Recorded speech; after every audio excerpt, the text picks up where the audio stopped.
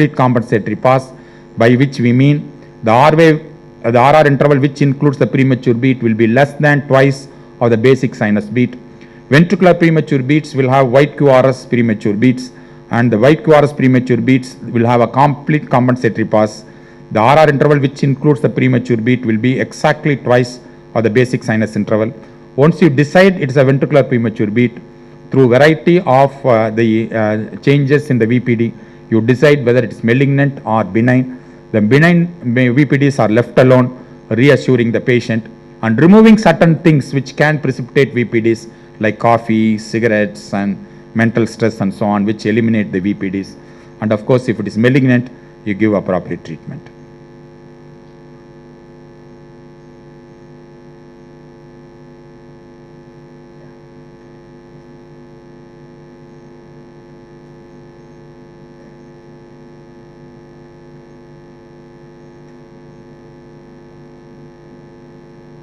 Right.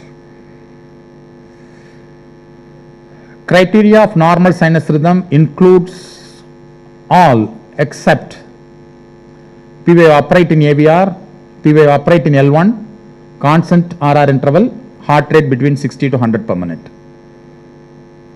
Include all except. Yes.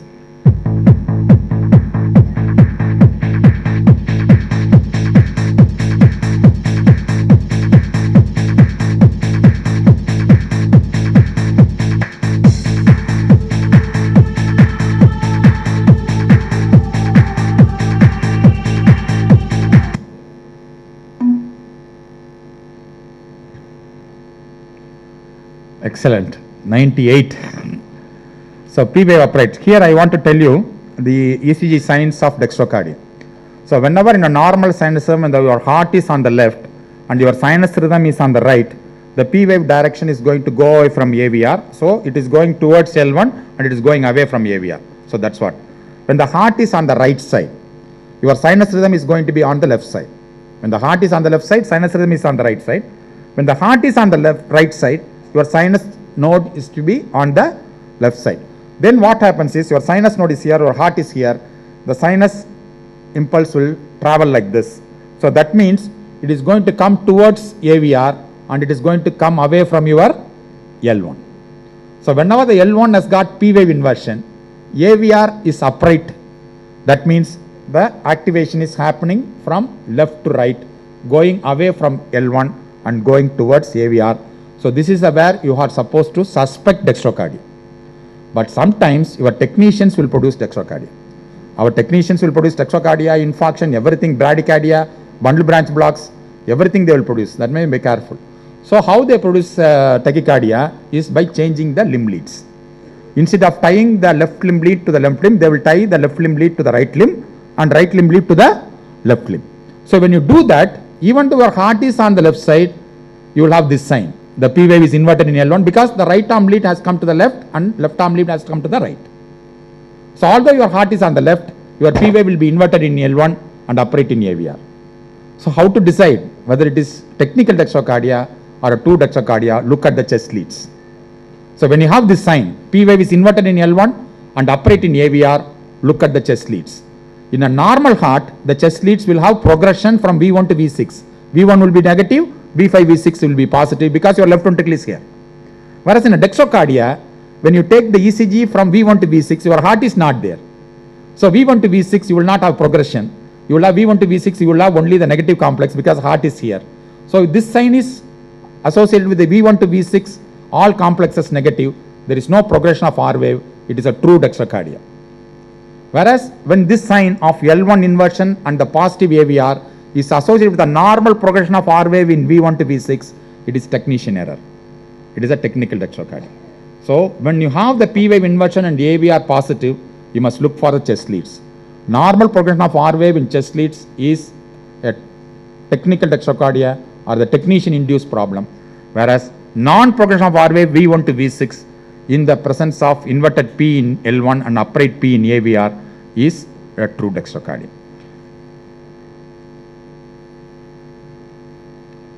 Normal heart rate. I cannot put the more easier question like than this. My daughter was asking, why Daddy you are putting Mokkai questions? yesterday. So I'm putting all these easy questions not to test you, it is to re-emphasize point. I utilize these MCQs to revise what is the essential message I want to give in each one of these topics.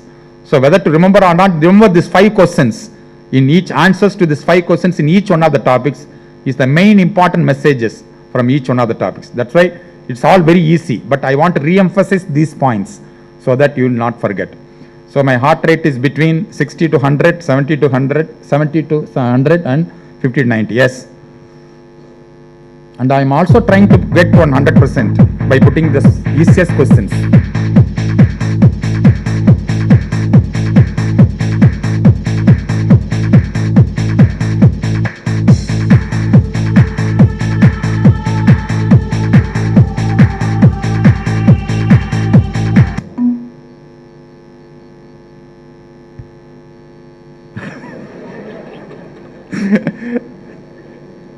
Somebody feels it is 50 to 90, right?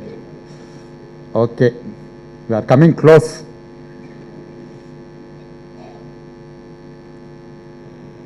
Junction premature beat, narrow QRS, wide QRS.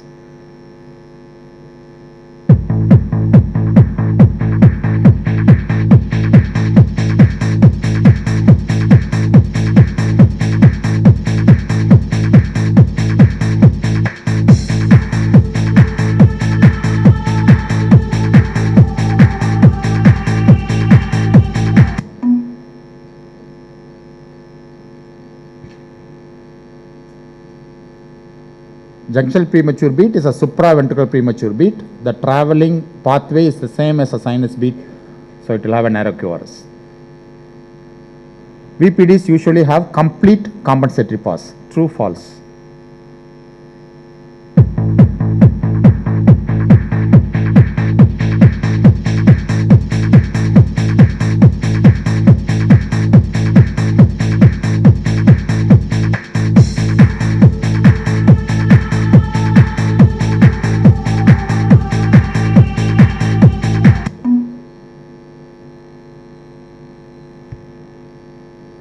But it's true. The complete compensatory pause is RR interval, which includes the premature beat, is exactly twice of the basic sinus beat. Malignant VPDs include all of the following except wide QRS, short, tall and lean couplets.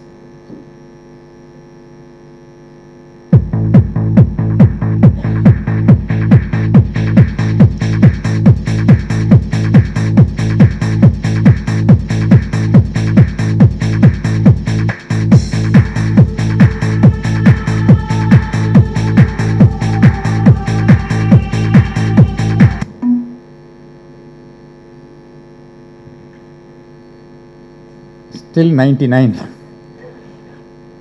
1% for wide QRS, short QRS, right?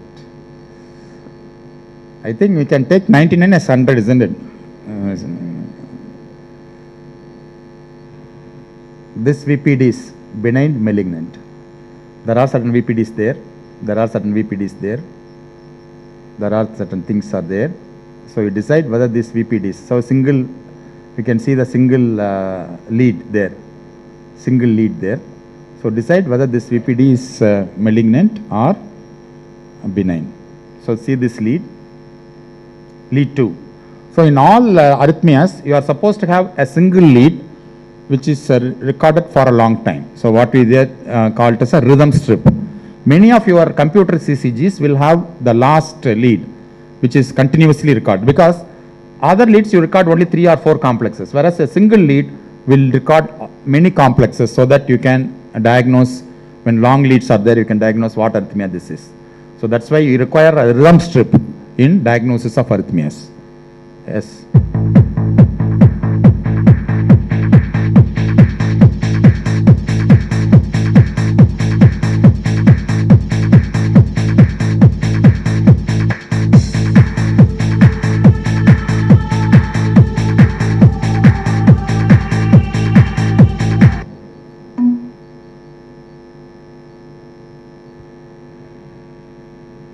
(92) is malignant. So it's malignant. Why it's malignant? Short, broad. Very good. It's short, broad. Then Huh? Multiple focus, because see the multiple focus, then couplet, you see the couplet, very good. Then obvious is obvious, R on T, okay, R on T, not much, it clears the T wave, no? So it clears the T wave, see this is a difference. R on T will come at the descending limb of the T wave, here it is clearing. What else? Yes, good, something inferior, what it is? ST change. I wanted to look at the basic ECG also. VPD means only VPD. I will not look here and there, no. So you must also look what's happening to the basic sinus beats. What is the problem in basic sinus rhythm? Tachycardia. Okay, rate is tachycardia, rate is only 96. Yes. Short PR, no short PR. PR is 148. What is inferior leads? What is inferior leads here? Is there anything in inferior? What is this? What is this? What is this? What is this? Is there any infarction inferior? Inferior wall, what phase it is? T wave inversion, normal ST. Fully evolved, subacute phase. So this VPD is happening in the presence of a structural heart disease. So that's what important. The patient has got a myocardial infarction. Here the VPD is happening. So that is another important point, it's being malignant. So that's why don't be satisfied by looking at the VPD alone. Look what is basically happening to the basic ECG changes. So it is an inferior wall myocardial infarction, fully evolved recent infarction. The recent infarction is having so much of VPDs, so it is likely to be malignant, right? So it is malignant, right? We are exactly at 1 p.m. So any doubts? Any doubts? You want to do it again? We have 5 minutes to do it. No, you want to run for lunch? Okay, we'll be back after lunch at 1:45. And once again, I repeat, the DVDs are kept for sale at the registration counter. Please do go and get a copy of it. And come back and occupy the same seats and use the same voting pad.